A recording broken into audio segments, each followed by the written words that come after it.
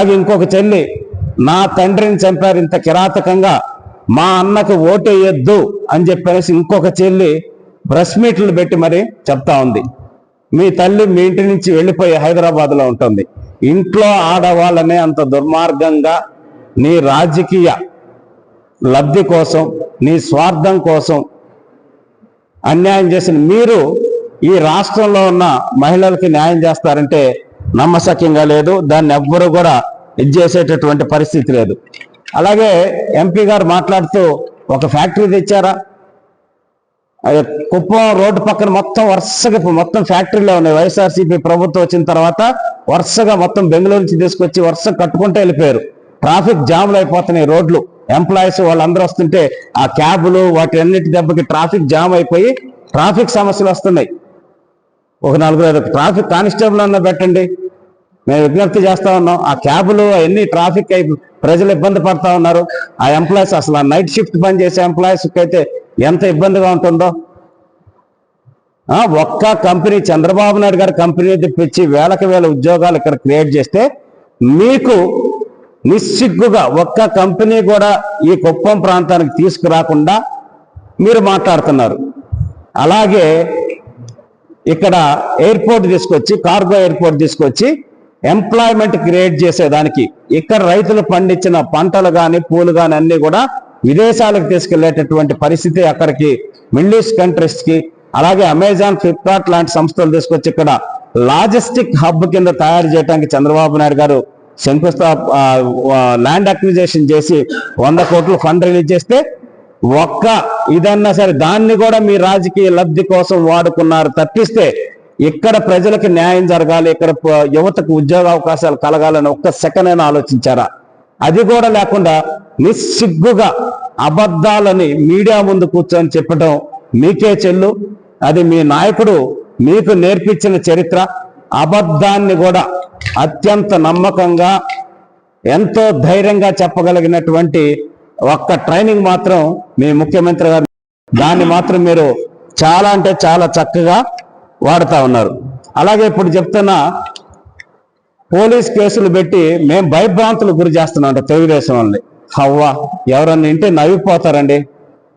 దయచేసి తెలుగుదేశం పార్టీ నాయకుల మీద, కార్యకర్తల మీద సోషల్ మీడియాలో ఎవరైనా వాళ్ళ వైఎస్ఆర్సీపీ పార్టీకి సంబంధించిన సర్పంచ్ భార్య అభివృద్ధి మీద, వాళ్ళ గ్రామానికి సంబంధించిన అభివృద్ధి మీద ప్రశ్న అడిగితే సభ్య సమాజం తలదించుకునేలాగా, ఇంట్లో ఆడవాళ్ళు చూస్తే అసహ్యించుకునేలాగా కామెంట్లు పెట్టించిన మీరు ఈరోజు ఈ విధంగా మాట్లాడటం ఎంత హాస్యాస్పదంగా ఉందంటే అంత హాస్యాస్పదంగా ఉంది.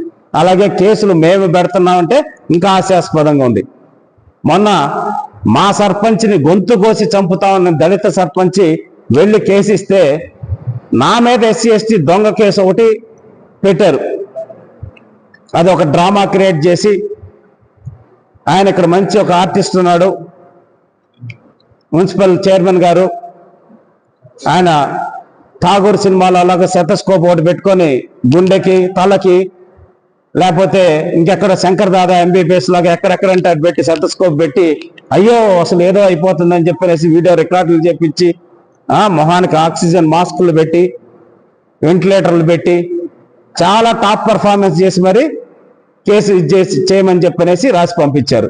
ఇట్లాంటి ఆర్టిస్టులు వీళ్ళందరినీ పెట్టుకొని మీరు మా మీద కేసులు, దొంగ కేసులు పెడతా, మళ్ళీ నేను పిడిగుద్దులు దమ్మి అని గుద్దానంట, కంప్లైంట్లో రాశారు. కారు కింద పెట్టి తొక్కిస్తానని చెప్పానంట, టైర్ కింద పెట్టేసి తొక్కిస్తానని చెప్పానంట. ఇట్లాంటి నిస్సిగ్గుగా అబద్ధాలు రాసి కేసులు పెట్టి, దొంగ కేసులు పెట్టే మీరు కేసుల గురించి మాట్లాడుతుంటే మాకు ఎంత నవ్వాలో ఏడవాలో అర్థం కానటువంటి పరిస్థితుల్లో ఉంది. ఇక్కడ మీరు కేసుల గురించి మాట్లాడుతూ ఉన్నారు. అలాగే చంద్రబాబు నాయుడు ఓడిపోవటం ఖాయం, ఈ అబ్బాయి చిన్న అబ్బాయి భరత్ గెలవటం ఖాయం అని చెప్పనేసి చెప్తా ఉన్నారు. వస్తే చాలు అనేటటువంటి నీచంగా ఆలోచించిన పరిస్థితి ఈరోజు చేస్తూ ఉన్నారు. ఆల్రెడీ చంద్రబాబు నాయుడు గారు ప్రభుత్వానికి లేఖ రాశారు. ఇంటికే పెన్షన్ని పంపించే విధానాన్ని కొనసాగించాలి, దాంట్లో వివిధ ప్రభుత్వ శాఖల ఉద్యోగులను ఉపయోగించి ముందుకెళ్లాలని చెప్పడం జరిగింది. ప్లస్ వాలంటీర్ వ్యవస్థ మీద కూడా చంద్రబాబు నాయుడు గారు చెప్తున్నారు, నారా లోకేష్ గారు, మేము మొదటి నుంచి తెలుగుదేశం పార్టీ ఒకటే చెప్తుంది, ఎవరైతే వాళ్ళకి ఇచ్చిన విధుల వరకు నిర్వహిస్తున్నారో వాళ్ళ పట్ల తెలుగుదేశం పార్టీకి కానీ కార్యకర్తలకు కానీ నాయకులకు కానీ ఎటువంటి ఆక్షేపణ లేదు. వాళ్ళ విషయంలో మాకు ఎటువంటి అభ్యంతరాలు లేవు. ఎవరైతే వైఎస్ఆర్సీపీ పార్టీ కార్యకర్తల్లాగా ప్రవర్తిస్తున్నారో, అలాగే ఎవరైతే ముసలమ్మలకి వీళ్ళకి రావాల్సిన డబ్బులు, పెన్షన్ డబ్బులు కొట్టేసి పరారై ఉన్నారో, అలాగే ఇళ్లల్లోకి వెళ్ళి వాళ్ళ డబ్బులు దొంగతనం చేసుకొని వెళ్ళిపోయిన వాలంటీర్లు ఉన్నారో, అలాగే 39,000 పైచిలకు మహిళలు ఎవరైతే ఉన్నారో మిస్సింగ్ కేసులు, ఇది చాలా పెద్ద సంచలనమైన సమాచారం. ఆ రోజు పవన్ కళ్యాణ్ గారు మాట్లాడటం జరిగింది, ఆ తర్వాత తెలుగుదేశం పార్టీ తరఫున కూడా మేము కూడా మాట్లాడటం జరిగింది.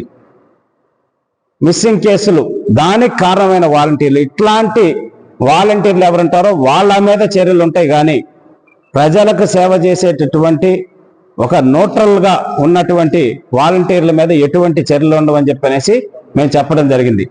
ఈరోజు గౌరవ పార్లమెంట్ సభ్యులు రెడ్డప్ప గారు కుప్పం నియోజకవర్గానికి వచ్చి, చిన్నబ్బాయి అయితే చక్కగా తీసుకెళ్ళి మీ ఇంట్లో కూడా పెట్టుకొని పెంచుకోండి, మాకేం అభ్యంతరం లేదు రెడ్డప్ప గారు, అంతేగాని చంద్రబాబు నాయుడు ఓడిపోతాడు, నేను సవాల్ విసురుతున్నా, ఇప్పటికీ నా సవాల్ స్వీకరించే దమ్ము మీకు ఎవరికన్నా వైఎస్ఆర్సీపీ నాయకులకి, భరత్ గారికి కానీ రెడ్డప్ప గారికి కానీ ఇంకెవరికన్నా ఉందేమో చేస్తున్నా.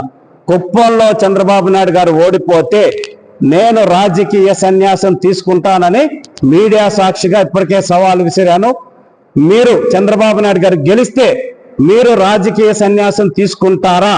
నా సవాల్ స్వీకరించే దమ్ము మీకుందా అని చెప్పనేసి ఈ మీడియా మిత్రుల సాక్షిగా నేను ప్రశ్నిస్తా ఉన్నా.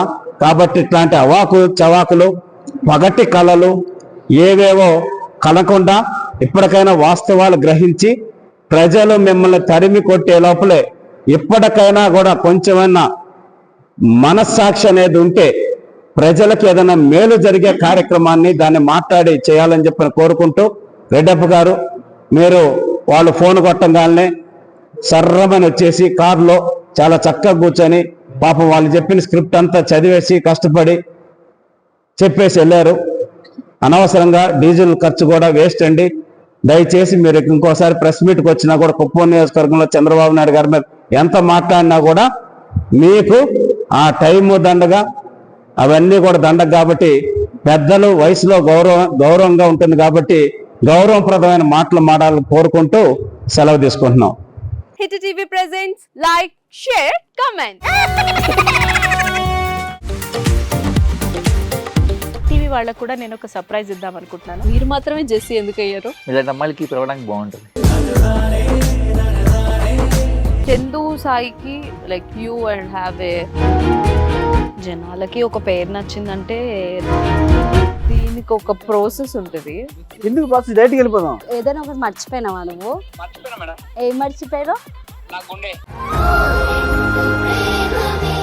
ఏదో ఆ టైంకి మన సుడి బాగుంటే ఎవరన్నా చూపిస్తే రాయగలం కానీ డోర్ టు డోర్ సేల్స్ చేసేవాళ్ళు. శారీ వస్తుంది కదా, శారీలో వెనకాల కట్టుకుని